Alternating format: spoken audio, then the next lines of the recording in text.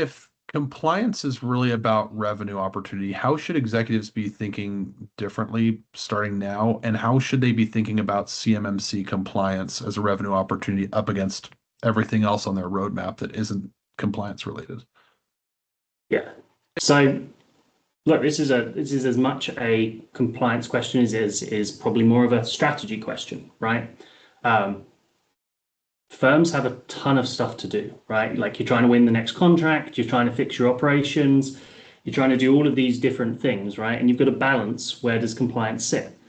And so to me, right, strategy is identifying what you can do that's really difficult that your competitors can't do, right? So what is it that gives you some kind of a moat, a competitive advantage against your competitors, right? I think CMMC level 2 for a lot of what I would call more niche firms, for a lot of smaller primes, can be a massive competitive advantage and a strategic, strategic pillar for them, right?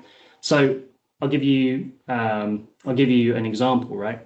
Imagine you're a relatively small prime. You bid on contracts, let's say around manufacturing, and you have 100 subs that report into you.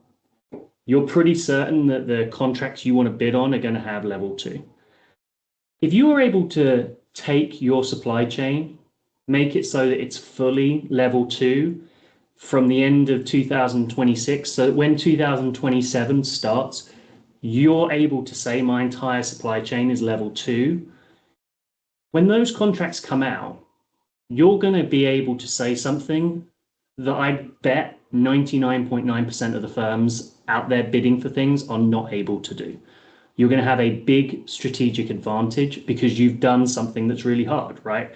Getting a number of firms into compliance. And the same goes for those smaller subs, right?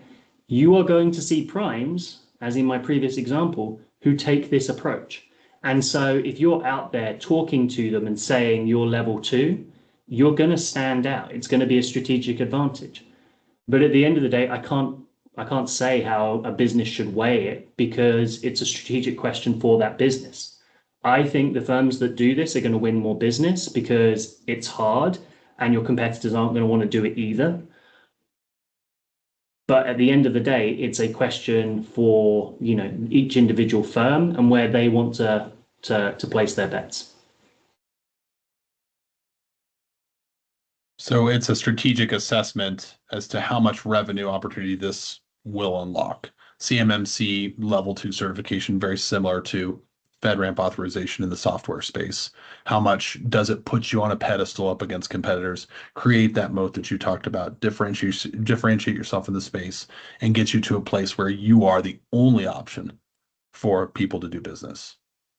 100%, right? If you're 98% commercial and 2% DoD, it might be easier and the right thing for you to do to exit the DoD space rather than have to go through level 2.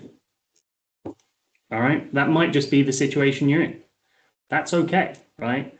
But if you are like, okay, I want to win more contracts and I want to target the Department of Defense, you're probably not going to have a better time to try to displace existing contract holders because they're going to be looking at those contracts for the first time with that CMMC requirement.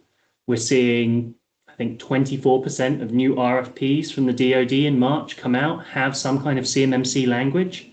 That is increasing every month, and it will continue to increase until the end of the year.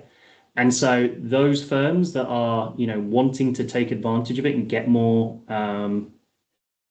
business with the DoD, this is the chance, right? This is the disruption opportunity.